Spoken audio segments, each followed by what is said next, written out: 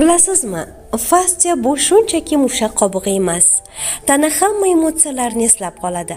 Har bir bosilgan hissiyot, har bir aytilmagan og'riq, har bir qo'rquv va xafagarchilik tanada iz qoldiradi.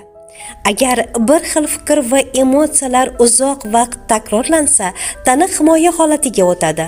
Fastsiya taranglashadi, mushaklar qisqaradi, nafas yuzaki bo'lib qoladi va inson asta-sekin ichki og'irlikni, sababsiz charchoqni, tanadagi taranglikni, tushunarsiz og'riqlarni his qila boshlaydi.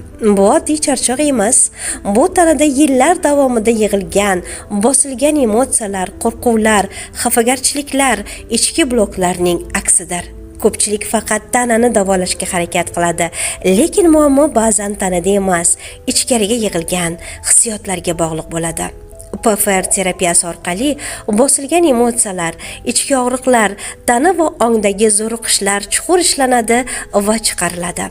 Tana bo'shashishni boshlaydi, ichki yengillik paydo bo'ladi. Agar siz ham ichingizdagi yillar davomida yig'ilgan og'irlikdan, ongdagi bloklardan chiqishni istasangiz, murojaat qiling. Sizga albatta yordam beramiz.